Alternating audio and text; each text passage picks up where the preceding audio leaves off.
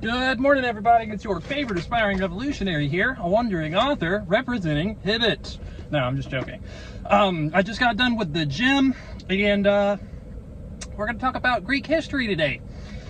Like actual Greek history, and not just the Nicomachean Ethics, which I have done quite a few videos on those. As always, my message does remain the same. Spend less, live more, earn your freedom with frugality. And, in order to set the stage for the classical age in Greece, we're going to talk about the economy. And in fact, our word for economy is derived from a Greek term, oikonomia, which means household management. Now, although the Greeks lacked our concept of an economy, as in like the national aggregate of all economic activities, they would have recognized the principles of our economic systems today. And one of the biggest differences between their world and ours was the role that honor played for them. So today, money rules everything. We all know that, and that's just how things are. Back then, somebody would have foregone a little bit of money if it meant that they would have gotten more honor or status, right? Today, we kind of mixed those together so that like the people with the most money are typically the ones who have the most status. Now, nearby the Greeks in this era, the Babylonian scribes in Babylon, in Persia, recorded commodity prices in correlation with the movement of heavenly bodies. But there wasn't an equivalent job performed in Greece, leaving behind relatively scarce evidence for us to analyze. So we can really look at we could even create estimates for Persian GDP, which is crazy if you think about that. That's like 2,000 years ago. We can't really do the same thing for the Greeks because they did not leave behind records for us. Still, we can say with relative certainty that classical age Greece experienced broad-based economic prosperity and witnessed healthy growth levels, as our politicians would say today, rising standards of living, and increasing wages. Hashtag take me there, right? That right there sounds much different than what we see in most of our society today. And we can analyze the ancient Greek economic system by dividing it into three parts, which is production, distribution, and consumption. That's like the three aspects of an economic system. How do you produce stuff? How do you get it where it needs to go? And who is consuming it and how are they paying for it? So we'll start with production. So in terms of production, farmers, the guys who made up the phalanxes that kept the Persians at bay and saved Western society, the whole reason we even have a culture, were essential. But most of them lived at a subsistence level, with only a small group, around 7.5% of the population, holding almost a third of all the arable farmland. Now, that right there was the base of their economic system. But there were plenty of money-making activities to be partaken, such as land speculation, still popular today. Interest-bearing loans, still popular today. Property rentals, still popular today. Tax farming, still popular today. Quarrying, most quarries I've been to are like swimming holes now. So, forestry, and slave-operated workshops. The elite continued engaging in international trade in the classical age. However, they quit going on the ships themselves and they started just financing the voyages, right? Pirates and stuff became a much bigger issue. So the wealthy weren't as willing to go on, Homeric odysseys the way that we see in those poems.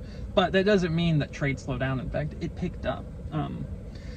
As a new middle income group, the middle class started to replace the elites on the actual ships. So there was an elite-controlled production system that also emerged. And the standard arrangement was for metics, which are free people that are not Greek citizens, to rent them and staff the operation with slaves.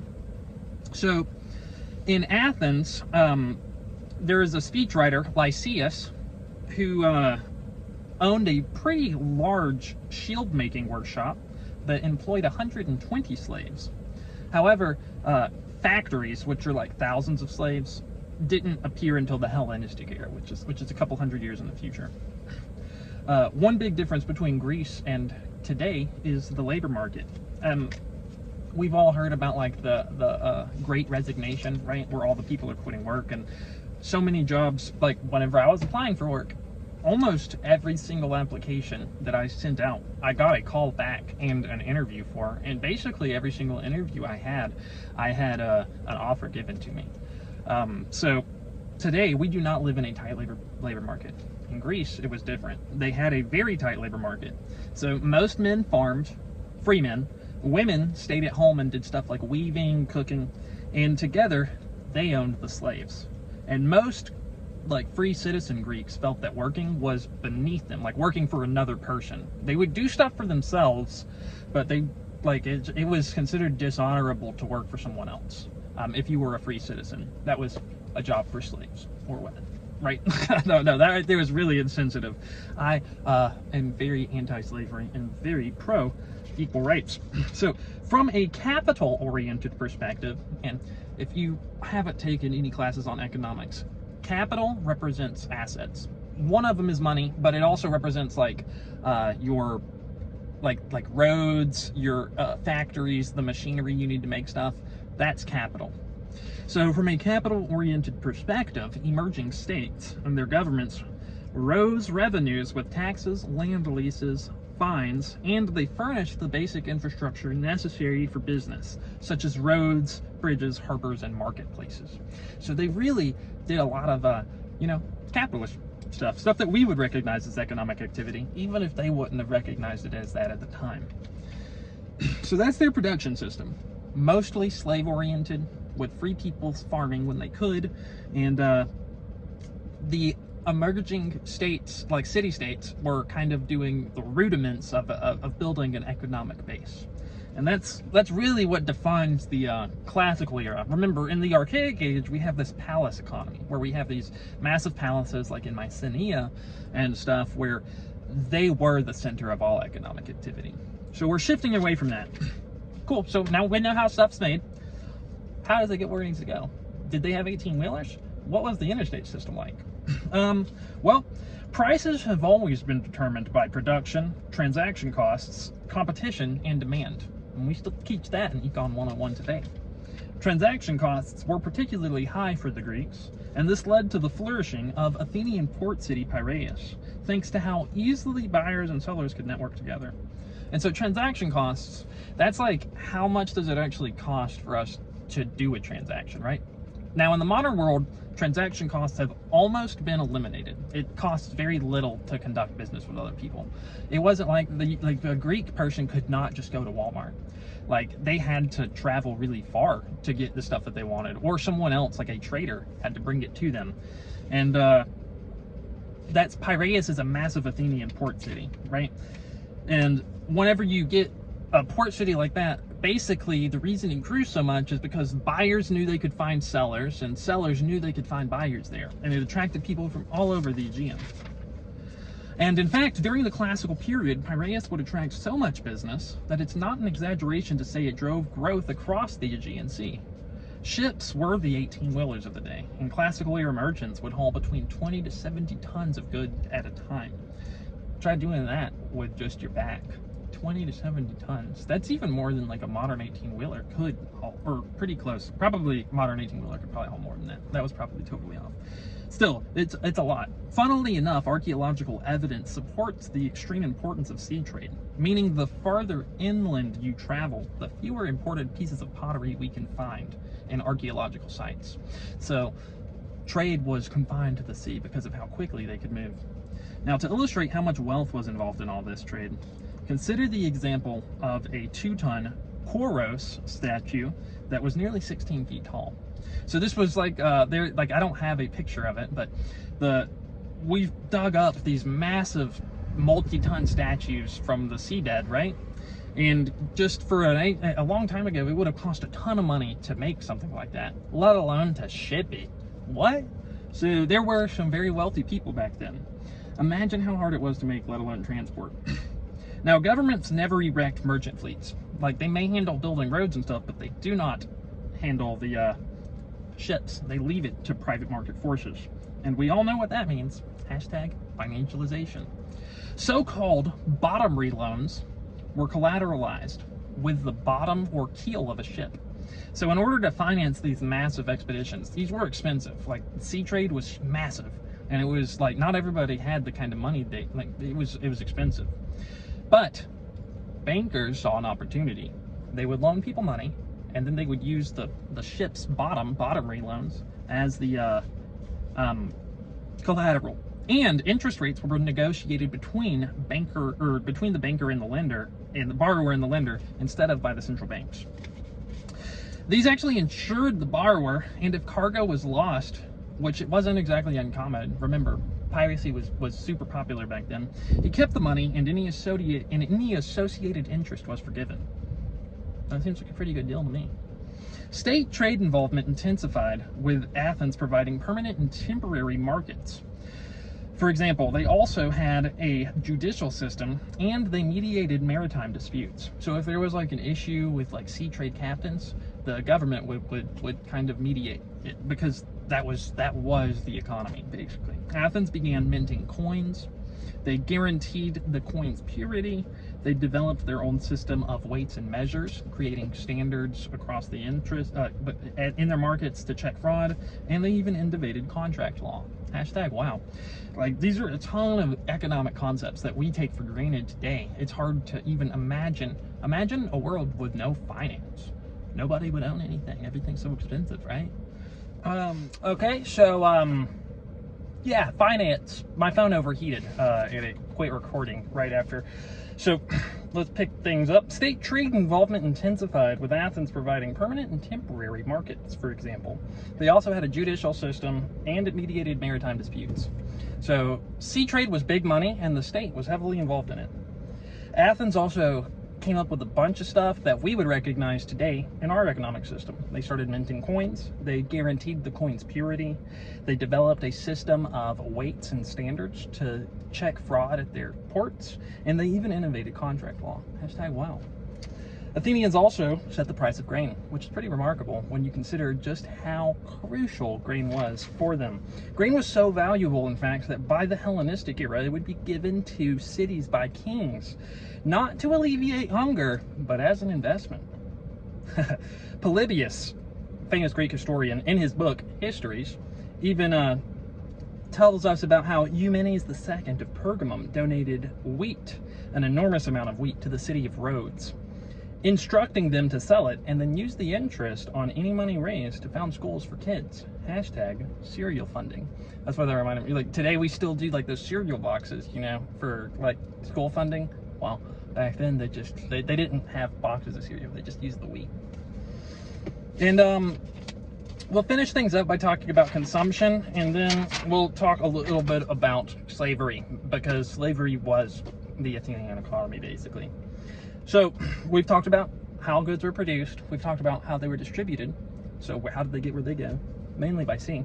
And then we have consumption. Who is using this stuff, and how are they paying for it? Domestic goods were always more popular. People made their stuff a lot more. But as we go through the classical era, imported luxuries become more and more common. Stuff like spices, silk. Even Thucydides commented on the positive influence maritime trade had on living standards. So all of this trade started to raise the living standards of the average Greek person. We can also correlate larger skeletal remains and increasing home sizes to living standard improvements.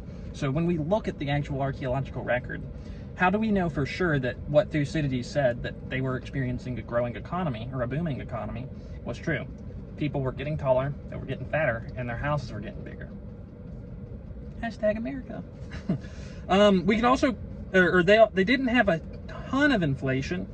Over 100 years, at the start of the classical era, a day's manual labor rose from 1 drachma, which is the unit of money, to 2.5 drachmas over 100 years. We saw gas prices go from like $2 to $5 in less than a couple months. On the other hand, ancient Greek property markets were relatively anemic compared to the rest of their economy, and this was largely due to the status-bearing aspects of land ownership. So, Greeks didn't buy and sell their houses that much. Realtors would have done poorly back then. And why was this? Because owning the land wasn't about money, it was about status. Aristotle, and now let's go into slavery. So, it's not an exaggeration to say that Athens was a slave state, not just like a state with slaves. Like fully like a half or a third of their population were not free people. Aristotle once said, suppose that each instrument could do its own work on command or by anticipation. Shuttles would weave all by themselves, plectrums would make music all by themselves, and then the foreman would need no underlings, and masters no slaves. All large Greek city-states depended on unfree labor, and slavery truly blossomed as Greeks enriched themselves entering the 6th century. Athens had a free citizen body of around 340,000 people at the start of this era, in the year 430 BCE. And they were served by a slave population of around 90,000. So they had a population of free people of around 300,000 and about 100,000 slaves. Hashtag slave world. This qualifies Athens as a slave society, not just a society with slaves. Greece was different because slave owning was not just a rich person's hobby. There have been other slave societies throughout the world, like the southern states in early colonial America before the Civil War, the Empire of Brazil when it was still an empire. Hundreds of thousands of slaves handled the dullest, dirtiest, and most dangerous jobs across the Greek world. They also handled a lot of the government stuff. There were different classes of slaves. Really, they had publicly owned slaves, like the government owned slaves. They repaved Athenian roadways and acted as a primitive police force. We still have unpaid labor paving our roads in America today. African slaves were rare and a status symbol, though. Most of the slaves were black. They were not black. They were actually of European and Asian descent. Xenophon, another Greek historian, reports pricing was rather variable, and a bargain bin slave might be had for as little as 70 or so drachma. While the wealthy Nicias of Sidontidae is said to have paid over 6,000 drachma for a particularly good specimen. And generally a solid slave would cost you between 150 to 200 drachma. How much does that cost, though, like in our terms? Well, if we consider how much the average annual salary was for a Greek, around 400 drachma, that's quite a bit. That'd be like a $25,000 car for somebody that earned 50K. Substantial purchase. But then, like, what's crazy is you could run a business. You could employ your slaves as a prostitute, as a mine worker, as a forestry person. You could rent them out as if they were treated as your property. Plato believed the only reason slaves didn't murder their masters was fear of the consequences. Despite their sheer abundance, only one major slave result made its way to us, and an interesting experiment. So, that experiment, there was basically a classical era Robin Hood named Dramachus, who broke away with a slave brigade and formed a rogue mini-state on the island of Chios in the 3rd century. It lasted for a couple of years, and then one of his underlings killed him. Thucydides, however, reports that there was a large revolt on the mining colony of Larium. Slave miners revolted near the end of the Peloponnesian Wars, and this is trustworthy as Larium produced both the vase and silver for drachma. Now, these revolts did fail, and individuals and states regularly would emancipate some of their slaves. For example, once you got old. Imagine that. You've been a slave your whole life, and right before you're about to die, you give in your freedom. Kind of a kick in the teeth, right? Or you could get your slavery if you could be emancipated if you served in war. Sometimes they were freed with conditions attached to them, like having to work for their previous masters. A pamphlet composed in the first half of the 4th century BCE was left behind by the orator Alcidamas of Elaea, and it declared, "God has set all men free. Nature has made no man a slave." And that really sets the stage for us. Next time we talk about Greek history, we'll talk about Athens during the age of Pericles, one of the most prominent politicians of all time, and one of our most important forebears in our modern democracy. The reason I dropped that last line in there is, even though slaves were like the economy for them, not everybody thought slavery was right. There were people that recognized the injustice of it. Anyways, It's really all I've got for you guys today. This is a wandering author here, reminding you that we are all the authors of our own lives. As always, my message remains the same. Spend less, live more, earn your freedom with frugality. What are you guys doing in order to inspire, empower, and uplift your local community today? Because this world isn't changing unless we all do our part. You can count on me to do mine daily. Till next time, I love y'all.